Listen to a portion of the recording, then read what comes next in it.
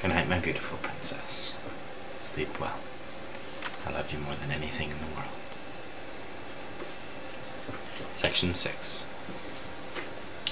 False light was just beginning to rise when Donna Forcenza met them on the top gallery of Raven's Reach. The scintillating streamers of ghostly color from the elder glass towers could just be seen through the tall door to the embarkation platform. The gathering was in an uproar around them. Blackjackets were running to and fro, uttering apologies to Dons and Donnas as they stumbled against them. "It's as good as war," she said, when the Salvaras, Locke, Conte, and Reynard gathered around her. "To try something like this. Gods! Nicovante is calling up the night class. Stephen, you're going to have a busy night." "Midnighters?" he asked. "Get them all out of here," said Forcenza, quickly and quietly. "Assemble at the Palace of Patience. Have them ready for a scrap. I'll throw them in wherever Nicovante decides they can do the most good." "Master Thorn," she said, "we are grateful to you for what you've done. It will earn you a great deal of consideration. But now your part in this affair is over. I'll have you taken over to Amberglass under guard. You're a prisoner, but you have earned some comforts." "Bullshit," said Locke. "You owe me more than that. Raza's mine." "Raza is now the most wanted man in all Comore," said Donna Forcenza. "The Duke intends to crush him like an insect. His domains will be invaded and the floating graves thrown open." "You idiots! Raza isn't commanding the right people, he's fucking using them," cried Locke. "The floating grave is empty. Raza's escaping as we speak. He didn't want to be Kappa of Comore. He just wanted to use the position to get Barsavi and wipe out the peerage of Comore." "How do you know so much about the affairs of Raza, Master Thorn?" "Raza forced me to help him fox Kappa Barsavi, back when Raza was still calling himself the Grey King. The deal was that he'd let me go after that, but it was a double cross. He killed 3 of my friends and took my money." "Your money?" said Don Lorenzo, curling one hand into a fist. "I dare say you mean our money." "Yes," said Locke, "and everything I took from Donna de Mare, and Don Javaras, and the Felucias, more than 40,000 crowns. A fortune. Raza stole it from me. I wasn't lying when I said I didn't have it anymore." "Then you have nothing of further value to bargain with," said Donna Forcenza. "I said I didn't have it anymore, not that I didn't know where it was," said Locke. "Raza's got it mingled with Barsavi's fortune, ready to smuggle out of the city. It was meant to be used to pay for his bondsmage." "Then tell us where it is," said Donna Forcenza. "Raza's mine," said Locke. "I get sent back down to the ground, and I go free. Raza killed 3 of my friends, and I mean to cut out his fucking heart. I'd trade all the white iron in Comore for the chance." "Men are hanged in this city for stealing a few pieces of silver," said Donna Forcenza. "And you propose to go free after stealing tens of thousands of crowns? I think not." "It's a moment of truth, Donna Forcenza," said Locke. "Do you want the money back? I can tell you where it is. I'll tell you right where to find it, along with Barsavi's fortune, which has to be considerable. In exchange, all I want is Raza. I go free. I kill the man who tried to wipe out you and all your peers. Be reasonable.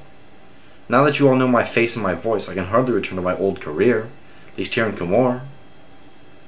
"You presume too much."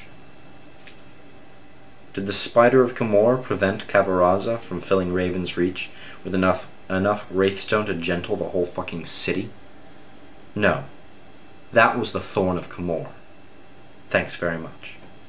Every man and woman and child here tonight is only alive because I have a soft fucking heart. Not because you were doing your job. You owe me, Forcenza. You owe me on your honor. Give me Raza, you can have the money too." She gave him a stare that could have turned water to ice. "On my honor, Master Thorn," she said at last. For services rendered to the Duke and to my peers, you may go free. And if you beat us to Raza, you may have him. Though if you do not, I shall not apologize. And should you resume your activities and our paths cross again, I will have you executed without trial. Seems fair. I'm gonna need a sword, said Locke. I nearly forgot. To his surprise, Captain Reynard unbuckled his rapier belt and tossed it to Locke. Get it wet, he said. With my compliments. Well, said Donna Forcenza, as Locke strapped the belt around his waist, over Miraggio's excellent blue breeches. Now the money. Where is it? North of the teeth of Comor. There are 3 shit barges at the private docks. You know the ones. They haul all the dreck and excrement out of the city and take it north to the fields. Of course, said Donna Forcenza. Roz has been having his fortune hidden on one of them, said Locke. In wooden chests, sealed in layers of oilcloth, for obvious reasons. After he slips out of Comor, he plans to meet the barge up north and offload the treasure. It's all there, underneath those heaps of shit. Begging your pardon. That's ridiculous, said Donna Forcenza. I didn't say my answer was going to be pleasant, said Locke. Think about it. What's the last place anyone would want to look for a cache of coins? Which barge? Don't know, said Locke. Just know that it's one of the 3. Forcenza looked over at Reynard. Well, said the captain, there are reasons the gods saw fit to invent the enlisted man. Oh, shit, said Locke, swallowing a lump in his throat. Make this good, he thought. Make this very good. Donna Forcenza, this isn't over. What are you talking about? Boats, barges, escapes. I've been thinking. The falconer made all sorts of strange jokes when he was under my knife. He was taunting me with something. I didn't have a chance to figure it out until now. The plague ship. The Satisfaction. You have to sink it. And why would that be? Belongs to Anatolius, said Locke. According to the falconer, Anatolius was a pirate on the White Iron Sea, building up his fortunes so he could hire a bondsmage and return to Comor for his revenge. The Satisfaction is his ship. But Anatolius isn't planning to escape on it. He's leaving the city to the north, going up the Angevine. Meaning what? The falconer was dropping hints about a backup plan, said Locke. The plague ship is the backup plan. It's not full of corpses, Donna Forcenza. It has a token crew. Men who have survived exposure to Black Whisper, like the Duke's ghouls. A token crew and holds full of animals. Goats, sheep, donkeys. I thought the falconer was just trying to be irreverent. But think about it.